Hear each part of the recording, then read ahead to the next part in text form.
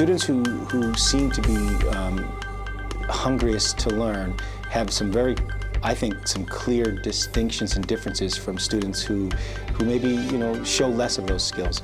One for sure is passion for learning. I've been cooking now for over 20 years, and I realize each day is a learning experience. I see that in those students too. I see that they realize that learning is lifelong, that in order to understand our profession, that you're going to continue to have to grow, and when you have that desire to learn and that passion for learning, that typically indicates someone who is probably going to have a leg up from others in the industry. The characteristics that I look for in students that I feel are going to be successful, or maybe have the best chance of being successful, first of all, a passion, an interest, a hunger for learning. You see them come in, they come in a few minutes early, and they're focused. They're looking at what they're doing, they're set up, they have a plan, and they go right to it. And that means that they've been thinking about it overnight, or in the morning before they came in. That really shows in their work. Their stations are set up clean and on time. They ask you questions that are just so far past the curriculum. The student that I think that is successful has traits such as you always see them coming to class 20, 30 minutes ahead of schedule. They're starting to go through a mental mise en place once they arrive, figuring out how the day is going to unfold, what they're going to need to gather. And you see them getting their equipment and setting up their station. And they have their little nuances as to where they want things. That sets the tone. And then a real successful student, believe it or not, is not afraid to make mistakes.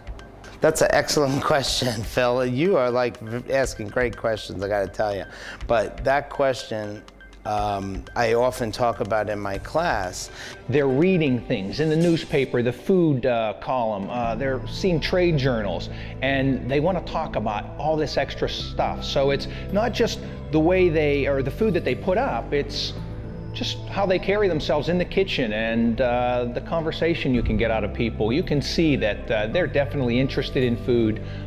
Something clicked, and this is what they want to do. The fire's been lit. Some of the characteristics of students that are really successful, especially in continuing education, which is professionals coming back for usually one-week courses, are students that are extremely organized, know their products, have good knife skills, have good sanitation skills. Those really are the students that stand out. Organization is so important. I think with learning, because I've seen it in many students, is when we are willing to go to any lengths, when we really have the willingness and we want to learn and we'll do the work and the footwork, that's when we stretch forward and go to the next step.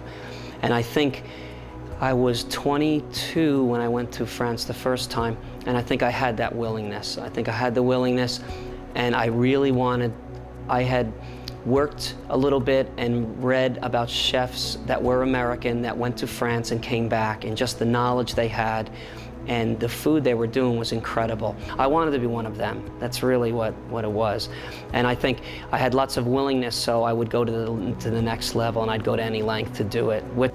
The other interesting thing that helps to distinguish students in this case that I immediately thought of when you posed the question was the sense of urgency. And I can't tell you enough about how important urgency is. I often say that you can't teach urgency. We can teach the basic cooking fundamentals, we can teach sanitation skills, we can teach proper dress and discipline, but we can't teach urgency. I don't think we can. We try.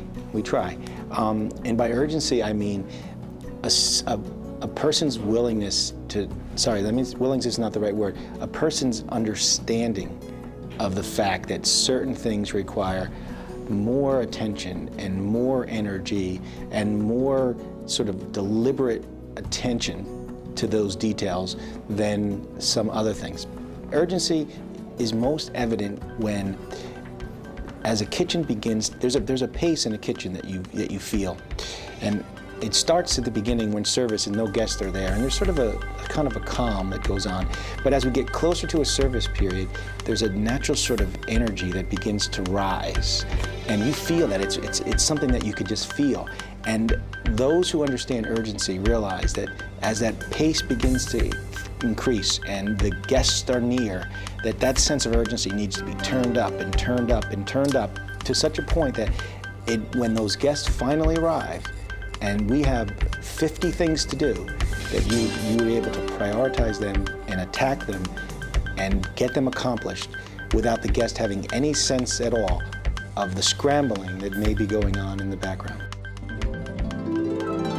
Okay, I think the interesting things that you leave here with are quite different from what you pick up in the industry. You know, whenever you leave school, you're provided a strong foundation if you've done your homework and participated.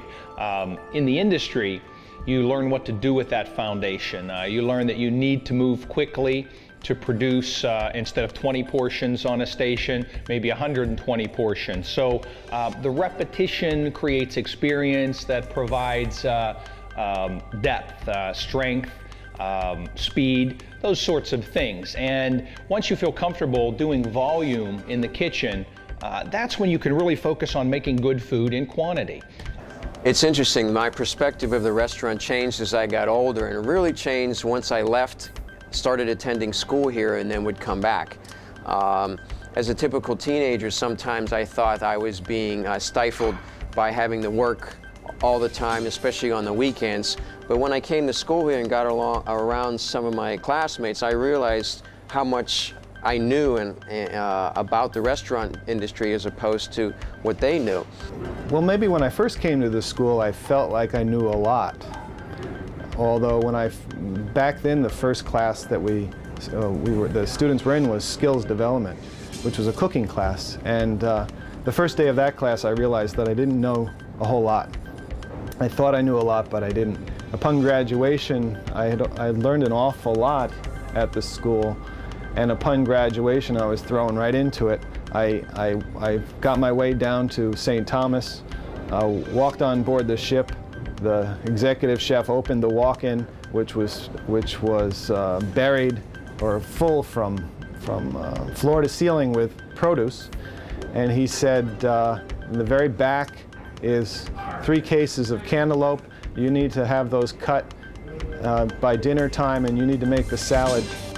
I think the biggest jump that we make going from formal training in a culinary college like the Culinary Institute of America to what is often described parenthetically as real life, you know, I think there's some major differences. One is we learn to cook in a college in very controlled, relatively controlled environments. As a matter of fact, one of my favorite expressions is that cooking is controlled chaos. And it's probably better controlled in this kind of environment where we're in a college, where it's predictable and measurable, and you don't have some of the variables associated with the guests and the time constraints that are imposed upon us.